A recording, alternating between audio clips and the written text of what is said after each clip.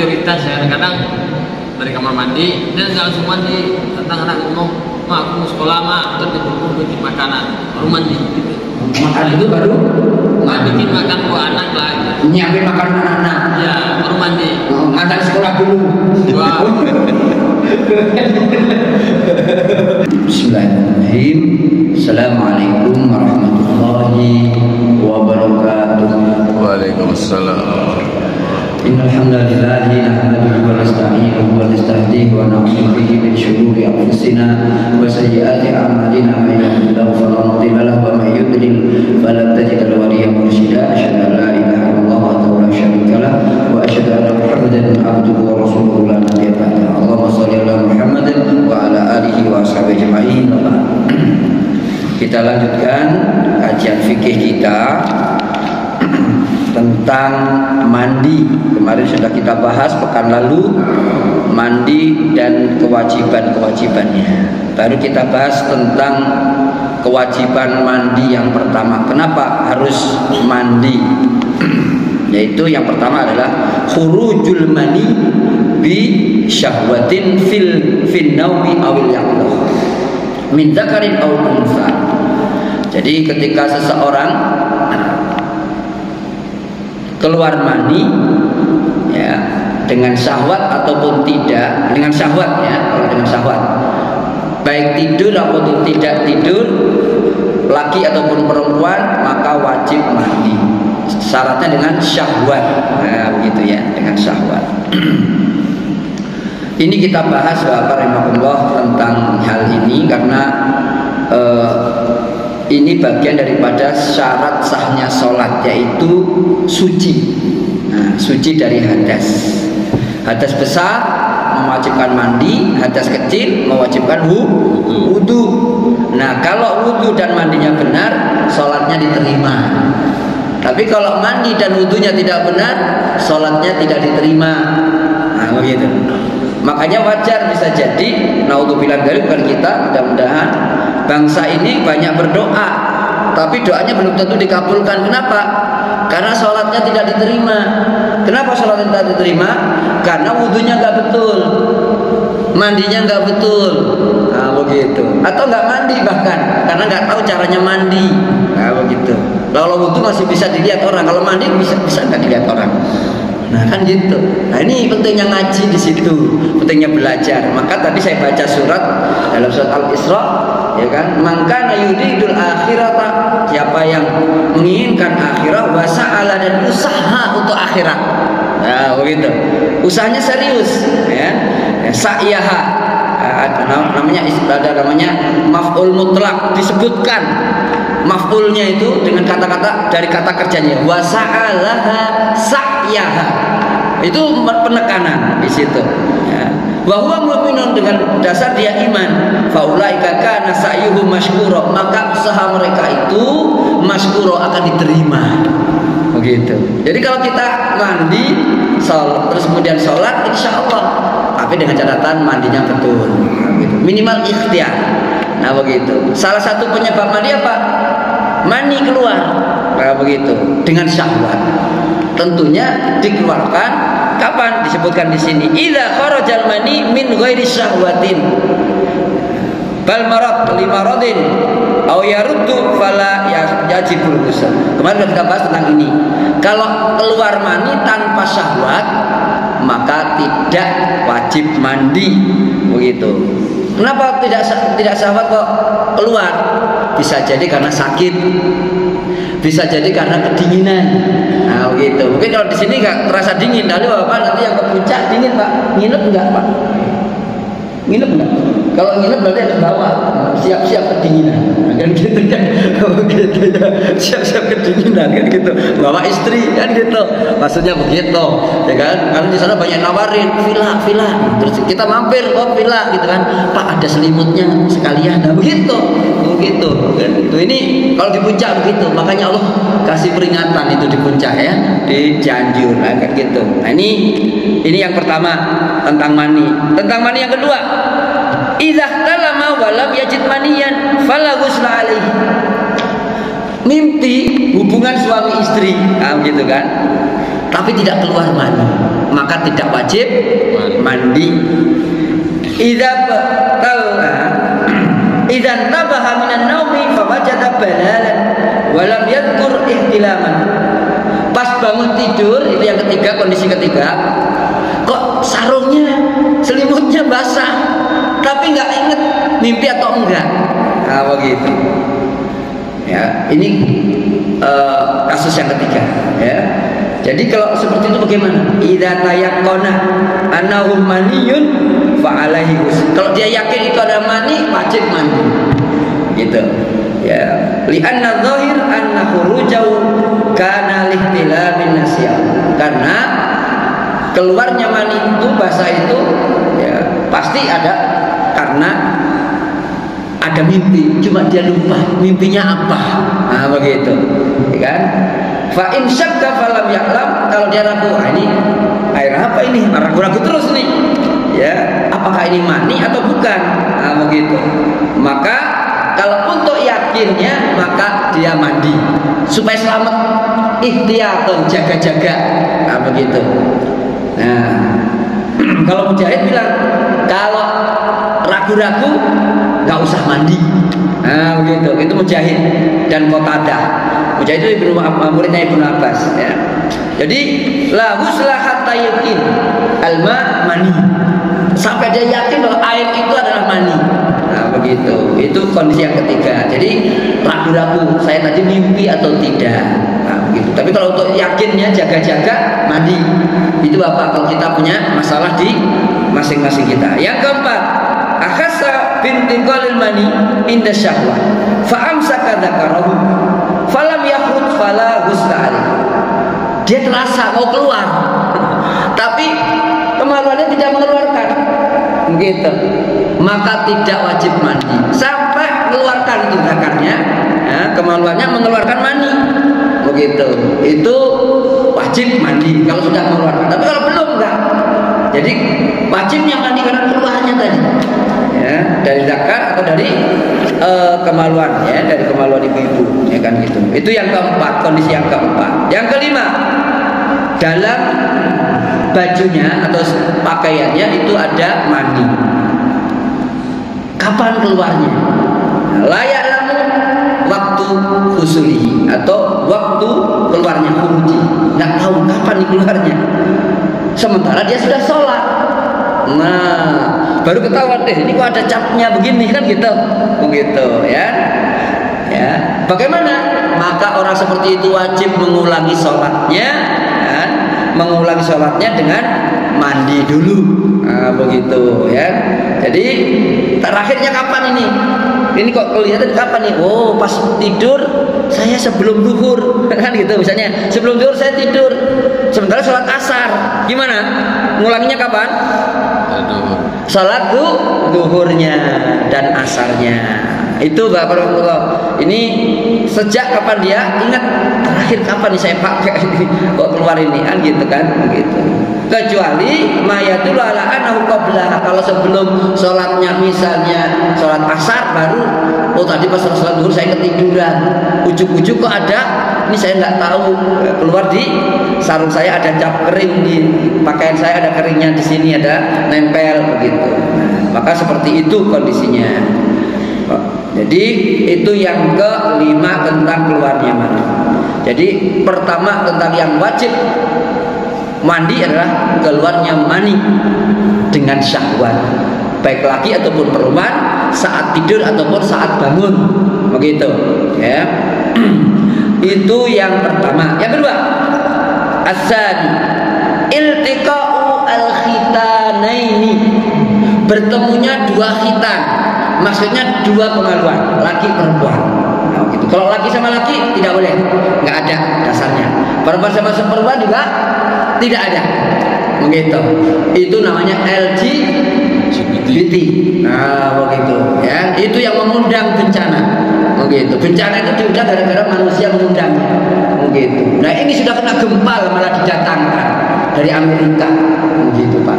Indonesia ini, benar Pak? Tahu nggak? LGBT Amerika mau datang ke Indonesia. Nah ini Bapak harus ngerti. Ini kalau Ustaz nggak ngerti, ada bencana yang nggak ngerti juga. Makanya informasi perlu ya kan? Bencana itu apa terjadinya? Mungkin Tuhan sudah bosan melihat tingkah laku hambanya, ataupun alam sudah enggan bersahabat dengan kita, kan gitu. Itu kata siapa? Ada kan gitu. Nah ini penting diundang ini tingkah lakunya manusia Indonesia ini. Dan katanya Pak, dalam berita 1000 lebih gay di Cianjur itu. Ya. 1000 lebih gay, begitu. Ya, anak-anak muda, begitu. Ya ini bapak ini penting. Ya kita tahu 2 pertemuan, ya khitan artinya kemaluan itu yang mewajibkan mandi, ya. Maksudnya apa? Tagyibul khasyafati fil farji wa illam yahsul inza. Bertemunya ya zakar dan vagina bertemu cukup ditenggelamkan. Ya. Jadi ikhtiyab tagyib itu memasukkan. Itu sudah wajib mandi walaupun tidak keluar maninya. Nah, begitu. Baru tidak keluar. Nah, begitu. Liqaulihi ta'ala wa in kuntum junuban fattahharu. Kalau kamu junub, maksudnya junub itu artinya memasukkan kemaluan laki-laki pada kemaluan perempuan. Nah, itu artinya junub. Fattahharu maka wajib mandi. Qala Syafi'i kalamul Arabi yaqtadi annal janabata tutlaqu bil haqiqati 'ala al-jima' wa illam yakun fihi inza. Dalam perkataan bahasa Arab, ya, kata-kata janabah, junub itu semua ya, tutlaqu terhadap hakikat jima, yaitu ngumpulin suami kepada istri, atau suami atau seorang laki-laki pada budaknya perempuan. Boleh kalau budak. Nah, begitu ya, boleh budaknya. Tapi kalau budak orang lain nggak boleh, begitu. Apalagi istri orang, begitu. Walaupun ditunggu nggak boleh juga, begitu. Kan ada Pak di truk-truk Kerawang itu, ada tulisan perempuan gadis itu cantik pakai kerudung begitu kan sambil berdoa. Di bawahnya tulisannya apa Pak? Ku tunggu jandamu. Nah itu gitu nggak boleh begitu. Begitu. Janda orang ditungguin, ya kan gitu kan. Sampai ada yang tulisin aku menjadi duda gara-gara janda. Lalu kan gitu. Kenapa Pak? Nungguin janda tetangga ribut dengan istrinya kan gitu. Masya Allah, la haula wala quwata illa billah. Na'udzubillah min dari. Jangan sampai ini. Jadi dan ini terjadi banyak. Ya, hal seperti ini, ya. Makanya ini kata Syafi'i rahimahullah, ya, wa illam yakun inza, walaupun tidak keluar mani. Inza itu dari nazala yanzilu, inza, ya, anzala yunzilu inza, mengeluarkan, menurunkan, nah, begitu. Qala fa inna kullaman khutiba bi anna fulanan ajnaba an fulana aqila annahu asabaha wa illam yunzil. Jadi orang yang disebut di situ sebagai seseorang telah junub dengan seorang perempuan yang lain, ya, maka dia harus mandi kalau sudah terjadi hubungan walaupun enggak keluar. Qala walam yahtawi wa akadun anna zina alladhi yajibu bihi al-jald wal jima', termasuk perzinahan yang wajib mendapatkan hukuman, ya, jilid cambuk ataupun rajam, rajam, ya, itu juga junub karena disebut karena menenggelamkan, memasukkan zakar kepada vagina. Nah, begitu. Ini termasuk bagian daripada pemahaman. Nah, orang zina bagaimana, mandi atau tidak? Gimana Pak? Kalau mau sholat, halo, ya, mandi, dimandiin kalau sudah nikah. Kenapa? Hukumnya kalau sudah nikah, namanya zina muhsan, zina yang orang sudah nikah atau zina, maka hukumnya adalah rajam. Itu kalau negara di Arab. Kalau di Indonesia, gimana Pak? Kalau di Indonesia, nggak ada. Pernah ada seorang ustaz di Ambon, ada orang berzina, tobat minta dicambuk, ya kan gitu kan? Ustaznya ditangkap Pak. Kenapa? Indonesia bukan negara Islam, tidak menggunakan hukum Al-Quran, begitu. Ya, akhirnya oleh teman kita yang Ustaz Hidayat Nurwakil dijamin dan dikeluarkan dari penjara. Nah,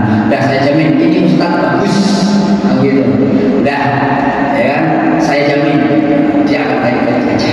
Almarhum Allah marhamu, Allah maghfirlah. Ya, begitu. Jadi kalau di Indonesia nggak boleh. Kenapa? Hukumnya bukan Islam. Kalau melaksanain, Ustaz, melaksanain nggak boleh. Gitu. Ya nggak boleh. Yang melaksanakan hukum itu adalah pejabat resmi dari negara. Nah, gitu ya. Nah, ini belum terlaksana di Indonesia. Makanya masih wajar di mana-mana terjadi perzinahan. Kenapa? Nggak ada kapoknya. Nah, begitu ya. Makanya ini negeri ini banyak perzinahan, banyak berbagai macam pelanggaran seksual, LGBT dan sebagainya. Itu karena hukumnya tidak tegas terhadap perzinahan. Kemudian walaulam yakun minhu ija, walaupun tidak keluar. Gitu. Makanya kemarin pagi atau Kamis saya sampaikan, Aisyah ditanya tentang gempa bumi. Kenapa kok terjadi gempa wahai Aisyah? Kata temannya Anas bin Malik radhiyallahu anhu. Beliau menjawab, idza stabahu zina wa syarabul khumur wa darabu bil ma'azif.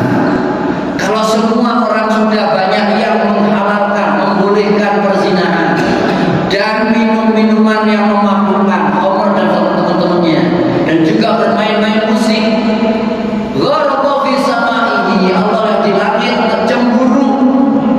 Nah, begitu. Ya, cemburu yang di langit. Kenapa cemburu? Bapak, kalau orang sudah zina, ingat Allah enggak? Halo? Ingat Allah enggak? Enggak ingat. Kalau zina, istrinya aja lupa. Istrinya dilupakan. Oh gitu, yang kelihatan, apalagi Allah nggak kelihatan. Oh gitu, ya kan? Oh gitu. Goib. Kalau sudah mabuk, ingat Allah enggak? Enggak. Dirinya sendiri aja lupa. Begitu. Kalau main musik, ingat Allah enggak? Nah ini, walaupun zikir, pernah saya sampaikan di sini. Ada zikir, tapi mau kita, begitu. Kita katakan ding Tuhan itu satu penerang. Tuhan tidak beranak dan tidak diperanakan. Ding. La ilaha illallah. Kita zikir yang nyanyi, yang di bawah goyah Pak, begitu. Goyah yang di bawah, gitu. Goyah Pak yang di bawah, begitu. Oh, begini. Kok tahu saya bukan nyanyi begitu, begitu. Itu Pak. Akhirnya saya lepas Pak. Setelah itu Pak, saya mikir aja. Lu saya zikir orang suruh punya, begitu. Begitu masa juga kan tak suka saya semuanya, begitu Pak. Begitu. Ini saya tinggalkan. Tapi sekarang Pak, hati-hati ngomong itu Pak. Besok gak diundang kalimahan lagi, bukan gitu kan? Begitu. Besok gak diundang kenapa? Apa? Itu pakai musik, apalagi Maulid juga pakai musik, Isra Mi'raj pakai musik, begitu. Ya kan? Kalau nggak pakai musik nggak asik katanya, begitu. Nah ini akhirnya apa Pak? Banyak yang lupa sama Allah. Coba Pak bandingkan orang yang ngaji dengan yang main musik. Banyak rumah tangganya, banyak yang bahagia mana? Begitu Pak. Yang main musik rata-rata jarang yang bekal itu. Keluarganya sakinah mawadahnya kurang. Begitu. Kurang. Buktinya Pak. Dan kemarin yang ADRT yang terkenal apa itu? Siapa tuh? Ada kan? Begitu. ADRT itu suka ngaji atau suka nyanyi? Nyanyi. Halo? Begitu. Nah banyak ceritanya. Makanya saya tinggalkan aja. Oh kawin cerai ya udah. Saya nanti kalau pas nikah jangan-jangan kawin cerai gara-gara nyanyi kan gitu. Begitu kan begitu Pak. Kalau nyanyi Pak itu pasangannya laki perempuan. Kira-kira istri atau bukan? Oh begitu. Ya ini penting. Makanya Allah cemburu. Faqala lil ardi, Allah berfirman kepada bumi, tazalzili bihim, goncangkan bersama mereka. Intabu wa nazau, kalau selesai tobat stop. Nah, kalau tidak ahdimihim jami'an, hancurkan semuanya. Itu kata Allah. Kata temannya Anas, ini siksaan atau apa?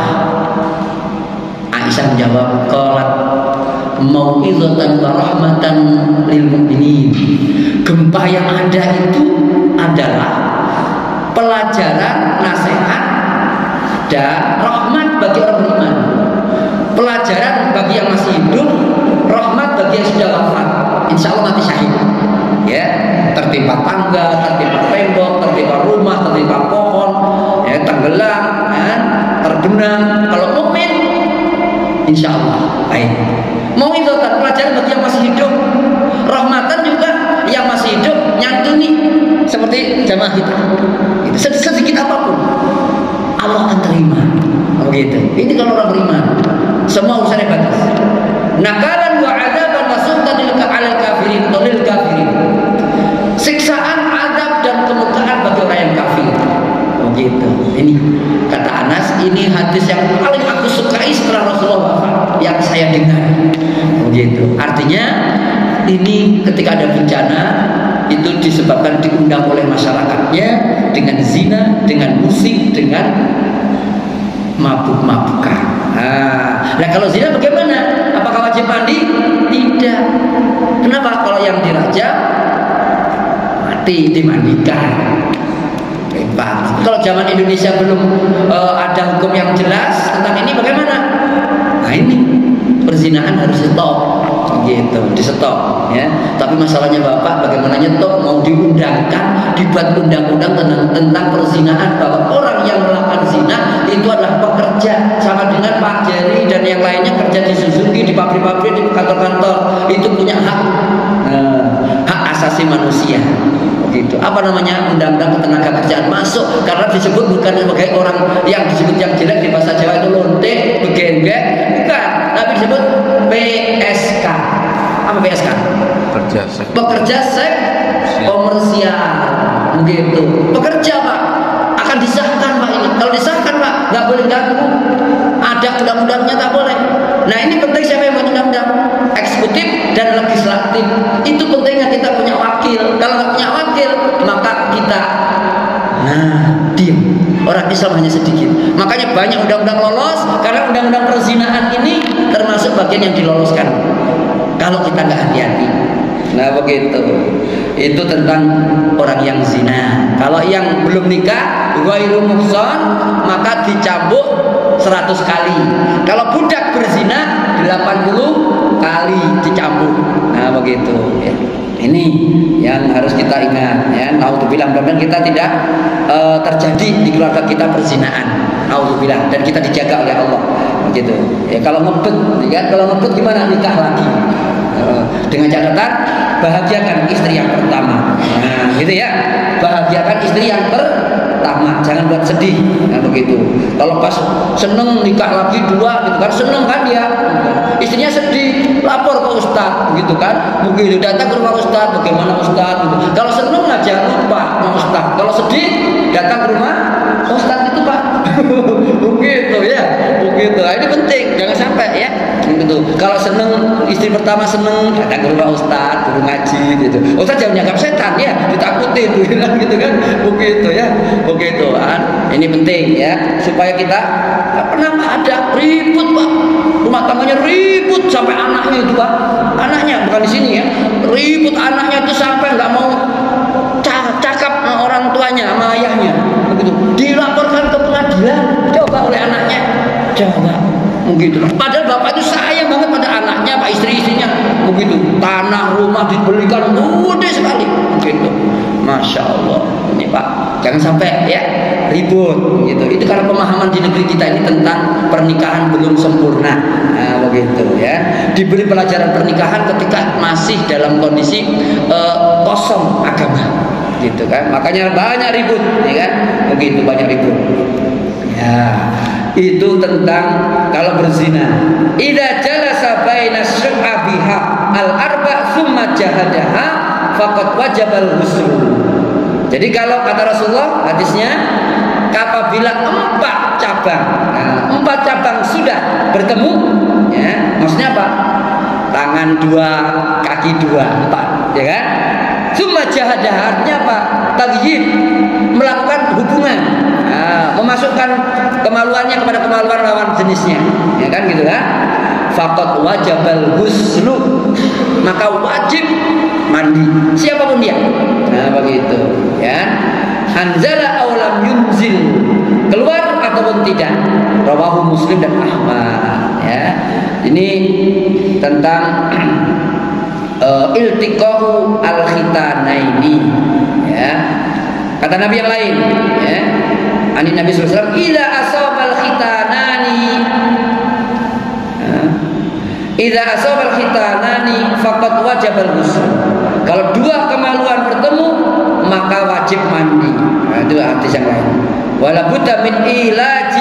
lil fi'li, ya ini wajib yang ada bukti, ada kejadian kemaluannya masuk begitu ya, pada kemaluan lawan jenisnya. Itu bab ya, yang mewajibkan mandi yang kedua. Yang ketiga, inqita'ul haidhi wan nifasi, berhentinya haid dan nifas, wajib mandi. Dalilnya apa? Allah berfirman, wala taqrabuhunna hatta yatahunna fa idza tatahharna fa'tuhunna min haitsu amarakumullah. Ya, ayatnya yas'alunaka 'anil mahid qul huwa adha fa'tazilun nisaa fil mahid wala taqrabuhunna hatta yatahunna. Mereka bertanya tentang haid. Katakan haid itu ya, itu penyakit. Maka jauhi, jangan hubungan suami istri ketika istrinya haid, begitu. Ya, maka langsung Allah perintahkan, ya, jangan mendekati mereka dalam kondisi haid sampai hatta yatahunna, mereka suci. Bagaimana sucinya? Mandi, gitu. Ya, mandi. Ya, kalau orang haid, fa'tuhunna min haitsu amarakumullah. Kalau sudah suci, fa idza tatahharna fa'tuhunna, datangi mereka dari apa yang Allah perintahkan. Boleh caranya dari samping, dari kanan, dari kiri, dari belakang, dari atas, dari bawah, boleh, silakan. Tapi yang dipertemukan adalah dua khitanain. Begitu, gak boleh lubang yang lain, lubang hidung, lubang mata, lebih culak gitu, gak boleh. Begitu, itu melanggar aturan, ya kan? Begitu, ya, gak boleh. Ini harus saya terangkan, ya, kita gak boleh malu, ya, mohon maaf. Nah, ini masalah fikih harus kita terangkan, bukan horor, bukan pornografi, bukan. Ini adalah fikih yang harus dijelaskan. Gak boleh selain itu. Kalau caranya dari mana saja, dimulai dengan apa saja, silahkan. Gayanya masing-masing, ya kan gitu. Mukadimahnya silahkan pakai apa dulu, tapi jangan menyakiti istri, karena ada saya pernah dengar nggak bisa itu, ya kan, melakukan hubungan sebelum mukulin istrinya, sebelum merawutin suaminya, nggak boleh. Gitu, pasangannya nggak boleh. Karena terkadang ada Pak yang mengadukan ke saya itu, suami kita itu kalau mau hubungan ngebukin dulu, mukulin kita dulu, baru dia, aduh itu mah penyakit itu mah, kan gitu, begitu. Yang ada mah jumur ayu dulu, ya kan gitu kan, dan lain sebagainya, ya kan gitu. Itu yang ketiga, ya, dari Fatimah binti Abi Hubaish radhiyallahu anha. Da'i as-salata qaddar al-ayyam allati kunta tahidina fiha. Igtasili wa sholli. Jadi kata Rasulullah kepada Fatimah binti Hubaish ketika haid, udah kalau haid terus jangan sholat. Nah begitu, sampai kamu selesai haidnya, lalu kamu mandi. Igtasili, mandi. Ya, igtasili bukan igsili, atau ya igsili bukan igsili. Wasala yaksilu igsili. Bukan cuci, bukan. Bukan juga tawaddoi, bukan wudu, bukan. Tapi igtasili. Igtasili artinya igtasala yaktasilu igtisalan, artinya mandi. Nah, mandi wasalli, dan lalu kamu sholat. Muttafaqun alaih. Jadi kalau kita haid ibu-ibu, ya, atau nifas, ya, sampai keluar habis darahnya, haidnya ataupun darah nifasnya. Kalau haid berapa hari biasanya? Rata-rata 1 minggu, ya kan? Kalau lebih dari 1 minggu, kok masih keluar terus, 15 hari kok keluar terus, padahal tidak melahirkan, bukan darah nifas, berarti itu namanya darah penyakit. Harus periksakan ke dokter. Itu segera. Bisa jadi ada kanker, begitu, ya, ada kanker, begitu. Kalau ada kanker harus diobati. Nah, gimana caranya? Wudunya bagaimana? Sholatnya bagaimana? Orang yang membiasakan sholat, tahu tentang dirinya, kaum ibu, berapa hari dia haid. Terkadang 3 hari, terkadang 4 hari. Kok 10 hari belum? Maka yang 3 hari tadi dia mandi. Nah, darah yang keluar biasanya berbeda antara darah haid dengan darah penyakit. Nah, yang darah penyakit yang setelah haid itu namanya istihadah. Nah, penyakit. Nah, itu zaman Rasulullah juga ada. Rasulullah menyuruh kalau kamu mau sholat mandi setelah haid. Nah, begitu. Kemudian tentu mandi wajib, ada wudunya, kan gitu. Kemudian setelah itu Bapak rahimahullah sholat. Bagaimana? Setiap sholat wudu dibersihkan dulu darah istihadahnya, kemudian wudu. begitu. Kalau zaman sekarang masih gampang, zaman dulu repot Pak, belum ada pembalut, kan gitu, belum ada pembalut. Sekarang ada pembalut, mudah begitu ya, pakai pembalutnya. Kalau banyak bagaimana? Pakai pampers begitu. Yang dewasa juga ada begitu kan. Nah ini boleh sholat di luar waktu haid, tapi darah masih keluar terus. Biasanya orang yang sakit kanker itu keluar terus darahnya, kanker kandungan atau ya kanker kandungan atau kanker serviks begitu kan. Begitu itu keluar darahnya, kata dokter seperti itu ya. Ini caranya seperti itu, istihadah. Wa hadza wa in kana waridan fil haid illa anna nifas kal haidi bi ijma'i sahabat. Para sahabat ijma, sepakat semuanya kalau nifas seperti haid. Berapa hari kalau nifas?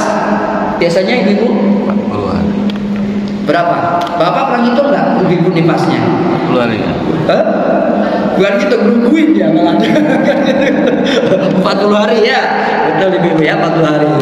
Ibu-ibu harus ingat itu ya, dihitungin harinya. Bapak kan kalau nggak pakai kalkulator gitu ya kan gitu kan. Begitu kalau nifas ya. Tapi kalau ada ustaz ibu-ibu yang sudah nggak haid itu namanya apa?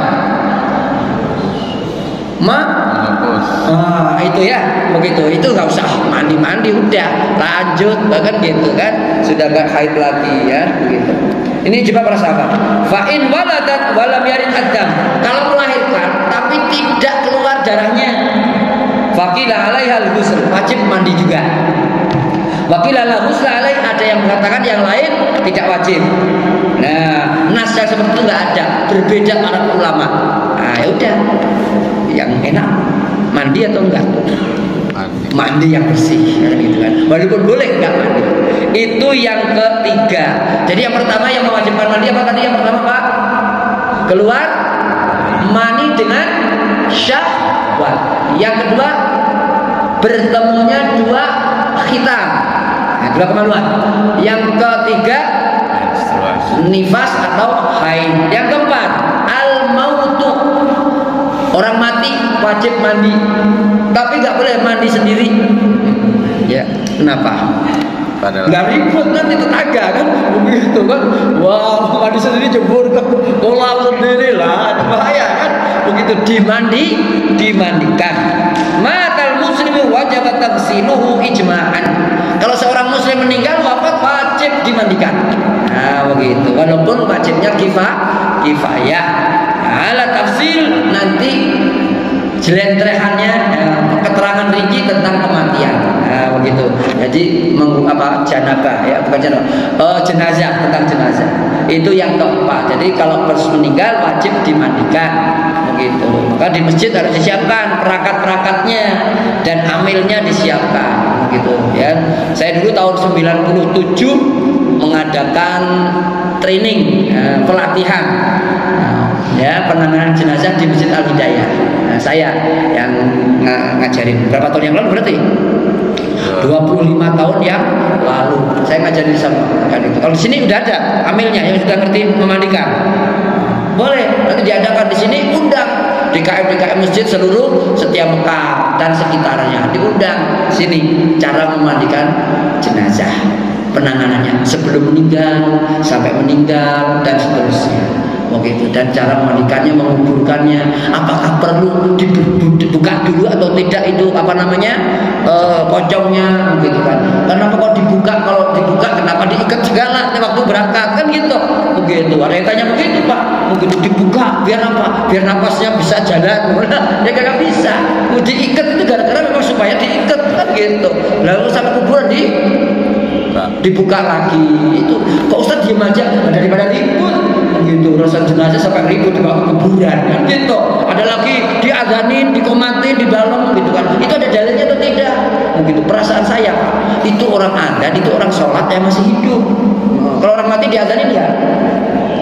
Dan tanya begitu rumput di sekitar kuburan itu, tanyakan rumput yang bergoyang begitu. Terkadang saya gimana nih, saya belum tahu dalilnya. Diadanin sebelum dikuruk, dikomatin di telinganya begitu, diadanin komatin segala begitu. Yang diadani komatin yang berdiri di atas itu suruh sholat begitu kan gitu. Banyak kan nggak sholat terkadang Pak, yang nyangkul juga nggak sholat Pak, lagi nyangkul begitu kan begitu. Nah ini terkadang hal-hal seperti ini perlu dijelaskan. Begitu. Kapan? Saat membahas bagaimana penanganan jenazah, gitu. Terus apakah perlu pakai batu nisan, ditulisin namanya apa enggak? Itu sifatnya bagaimana? Nah, itu ada penjelasan di sana. Nah, gitu kan? Atau mungkin pakai kayu segala bagaimana? Begitu, ya kan? Atau pakai peti, ya kan? Begitu, ya. Atau pakai ambulan atau enggak jalannya? Zaman Nabi pakai ambulan enggak? Enggak ada. Bid'ah dong ambulan. Mungkin itu. Nah, ini persoalan seperti itu dibahas ketika pembahasan itu. Jadi ini tentang mana yang wajib, mana yang tidak wajib, mana sama-sama wajib, mana yang didulukan. Nah, itu namanya fiqhul aulawiyah, fikih prioritas namanya. Nah, begitu. Almarhum Yusuf Qaradawi, beliau Yusuf Qaradawi itu mengarang buku tentang fiqhul aulawiyah. Mana yang wajib antara dua yang wajib sama-sama wajibnya. Gitu. Mana yang dilakukan? Wajib dilakukan. Sama-sama wajib ditinggalkan. Mana yang didulukan ditinggalkan? Itu namanya fiqhul aulawiyah. Ada 2 sunnah, 3 sunnah. Mana yang didulukan? Sama-sama sunnahnya. Nah, begitu. Antara makan dengan sholat berjamaah. Halo? Sholat berjamaah sunnah atau wajib? Sunnah muakkad. Nah, ya kan? Laksanain sholat wajib atau sunnah? Sholatnya wajib. Ada istri kita nyiapin makanan hidangan lengkap, gitu. Nasi kebuli, ya, nasi kebuli lengkap, ya kan, gitu kan. Kemudian samosanya ada, teh, ya kan, kopi, tongkat ali ada juga di situ, kan gitu kan, lengkap, kan gitu kan. Daging kambingnya masih kedul-kedul, apa kedul-kedul, Pak? Panas. Masih hangat panas gitu kan. Komat itu Pak Yani komat di sini begitu. Gimana kira-kira? Makan dulu atau sholat? Begitu. Lah itu sholat Pak. Suruh makan dulu. Apalagi ngaji. Makan udah siap. Makan dulu atau ngaji? Begitu. Begitu ya. Ini penting ya. Jadi itu namanya fiqhul aulawiyah, fikih prioritas. Itu Bapak. Begitu ya. Kita jam berapa itu? Sudah syuruk belum? Tenggorokan saya sudah syuruk gini. Begitu ya. Begitu ya. Jadi seperti itu namanya fikih prioritas. Mana yang didulukan. Nah, orang seperti ini penting kita pahami, kita ikut-ikutan dalam masalah memahami prioritas. Gitu. Ada tetangga sakit, orang tua kita meninggal. Ya waliyadzubillah, qadarullah, orang tua kita meninggal. Mana yang didulukan? Orang tua atau tetangga yang sakit? Tetangga sakit meninggal, orang tua kita meninggal. Mana yang didulukan? Orang tua. Itu namanya prioritas. Begitu. Pas tetangganya lihat ini tetangga meninggal, kagak takziah malah tetangganya. Jadi Pak RT-nya akhirnya malah mana? Gak ada. Begitu. Dia Pak RT gak tahu kalau orang tuanya juga meninggal. Dia yang tahu prioritas. Gitu. Nah, gitu. Lah, ketua RT, ketua DKM, Ustadz harus paham, oh, kenapa dia tak takziah? Prasangka baik keluarkan. Mulai itu energi positif keluarkan apa? Oh iya, mungkin dia lagi kerja di luar negeri. Mungkin orang tuanya sakit, ternyata nggak sakit, justru malah meninggal. Mana didulukan? Orang tua atau tetangga? Orang. Begitu. Nah, ini prioritas. Itu kalau meninggal orang muslim wajib dimandikan. Yang kelima terakhir, al-kafiru idza aslama. Wajib mandi yang kelima, yang mewajibkan dia harus mandi adalah orang kafir masuk Islam, wajib mandi. Nah, begitu. Idza aslama al-kafiru yajibu alaihi ghusl. Seorang yang masuk Islam, orang kafir yang masuk Islam wajib mandi. Hadisnya anna Sumamah al-Hanafi asad usirah. Sumamah itu ditawan dalam perang. Maka Nabi yaudu ilaihi, gitu. Nabi menjenguk dia, pagi-pagi ketemu dia, gitu. Fayaqulu ma indaka ya Sumamah. Apa yang kau pikirkan Sumamah? Fayaqulu. Nah, Sumamah menjawab, in taktul dzatamin. Kalau kamu bunuh, ya saya ini orang manusia, punya darah juga, ya matilah, kan gitu, ya kan? Tapi kalau ya wa in tamnun ala syakir. Kalau kamu maafkan pada orang yang pandai bersyukur, gitu. Kalau kamu bebaskan, ya alhamdulillah saya senang, nah gitu. Orang kafir begitu Pak. Kalau dibebaskan senang Pak. Makanya kalau dalam perang Islam Pak, itu tidak semua orang harus dibantai, dibunuh, nggak ada, gitu kan?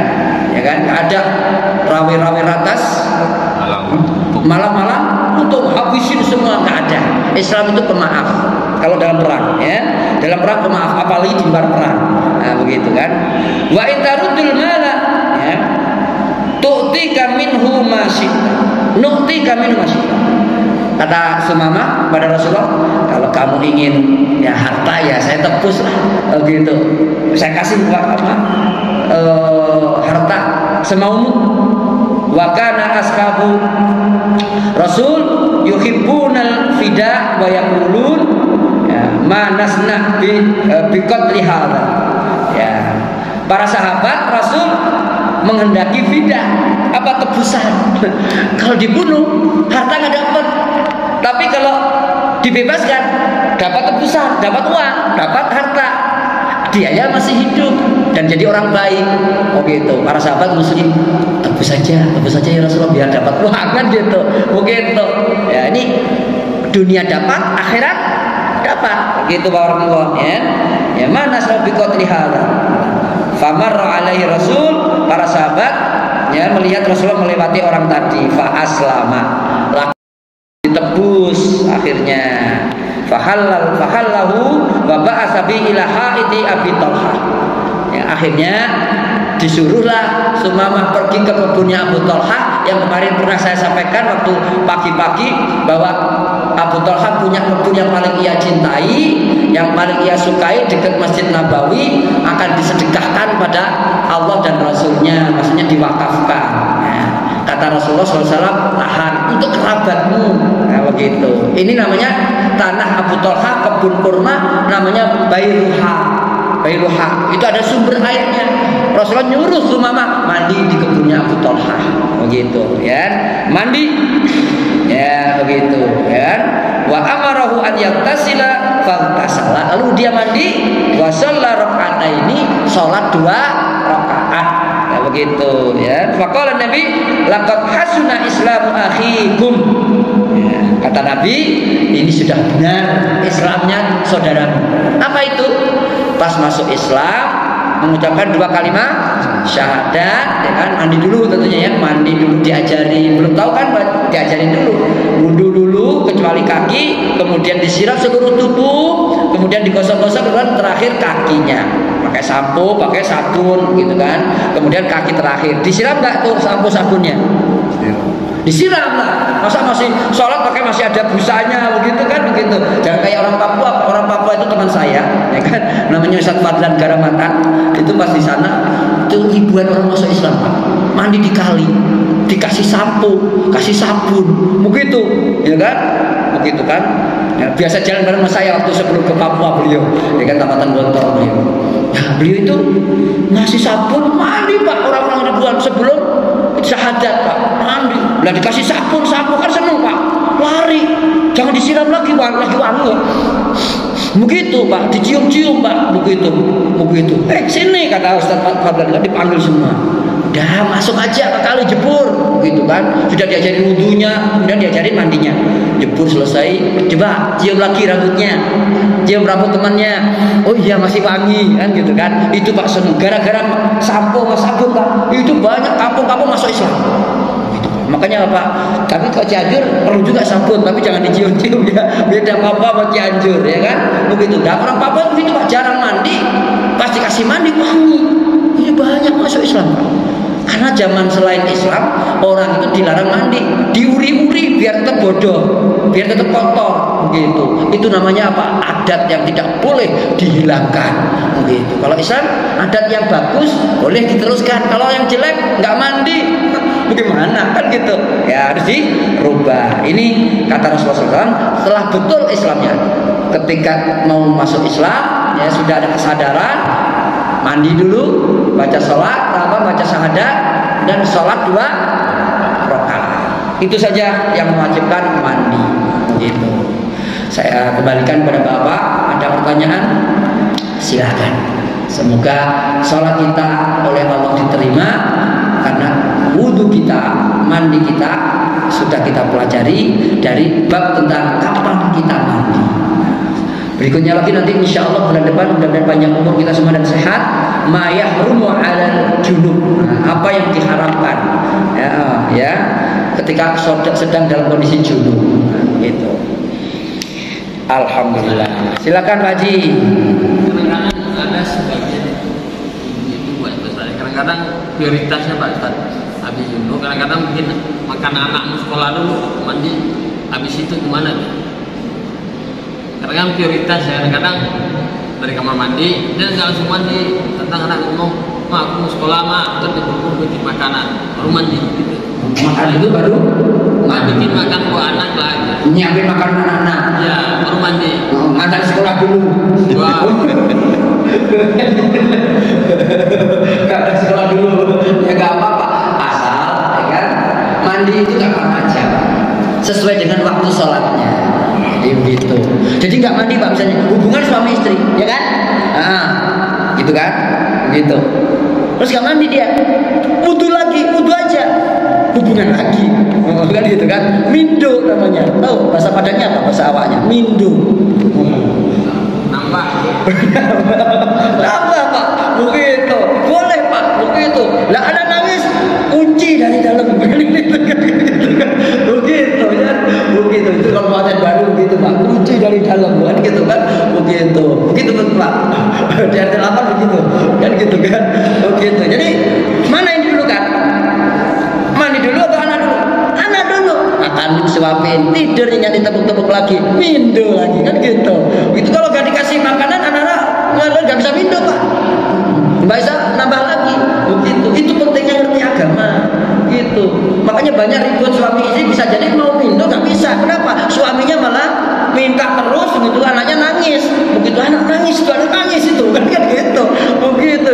Lah suaminya kejar terus. Begitu akhirnya apa? Murung. Kok nggak murung aja mah? Begitu kan? Itu anak nangis, biarin aja lah. Begitu. Tidurkan dulu anak sampai nyenyak, gitu kan? Biar nggak ganggu, gitu kan? Perhelatan di muka bumi kan gitu. Begitu. Setuju nggak Pak? Anak kenyangin dulu, anak nyenyakin dulu. Nah, tepuk, mindo lagi. Oke gitu. Hari Sabtu dan Minggu libur. Nah, kan gitu. Begitu hari kerja nggak bisa. Begitu kan, begitu ya. Gimana Pak Ismail? Jadi kalau mindo begitu. Prioritas mana tadi? Anak dulu Pak. Anak dulu. Gitu kan. Mindo itu sunnah Pak. Wudu juga sunnah. Begitu. Kalau wajib mandi, anak kenyangin dulu, baru kemudian mandi, sholat. Itu kalau sudah waktunya mepet banget, kan gitu. Ini udah komat ini belum mandi, anak nangis gimana? Ya udah. Tadi saya katakan antara makan dengan sholat. Kalau kita makan, siap sudah. Ini ada komat. Mana yang tadi didulukan? Mana didulukan? Makan dulu. Ini bukan kita yang makan, tapi anak kita. Anak kita mau makan. Anak kita mau makan, nangis. Ini udah mau komat ini. Kita belum mandi junub. Kan gitu. Anak yang makan atau mandi junub dulu yang didulukan? Salah memanage waktu itu Pak. Anak yang makan dulu. Kenapa Pak? Ini mau sholat. Ini mau sholat. Itu dalam kondisi yang darurat saja Pak. Kalau bapak-bapak ibu-ibu naik pesawat. Naik pesawat ya, gitu kan? Naik pesawat nih. Orang tua dulu, baru anak. Ini udara dulu. Wudu dulu nggak itu? Junub ini. Tapi goyang, gitu kan? Keluar mani, lagi tiduran dalam pesawat mimpi, kan gitu kan? Begitu. Ini dulu atau wudu dulu, mandi dulu? Ini dulu. Ini udara. Maksudnya Pak, nyawa. Kalau anak nggak makan, nangis, ketika kita mandi, sholat kita khusyuk nggak dalam kondisi anak minta makan? Nah, kan gitu. Ketika sholat saja Pak, Rasulullah mendengar anak-anak nangis, ya, nangis, sholatnya dipercepat, gitu. Apalagi belum sholat, udah tunggu dulu. Ini, nanti ketinggalan sholatnya nyusul boleh. Itulah pentingnya ada sholat masbuk, kita pahami juga nanti. Apa artinya sholat masbuk? Masbuk itu kata-kata sabaka yasbiqus sabiqun fahuwa masbukun. Dia tertinggal. Bagaimana tertinggal? Caranya bagaimana? Ada. Gitu. Itu Pak Haji. Jadi ketika ada anak yang nangis minta makan, Satu lagi kita mau mandi, mau sholat, sudah qomat, mana yang didulukan? Anak dulu, wallahu alam. Ya, semoga saya tidak salah. Jadi anak dulu, kenyangin dulu, baru kita mandi. Anak sudah tenang, kenyang, begitu kan? Kita baru mandi. Gitu. Gitu aja ya. Oke, ada yang lain? Sudah suruh kayaknya ya. Udah. Nah, kita tutup dengan kafaratul majelis. Subhanakallahumma wa bihamdika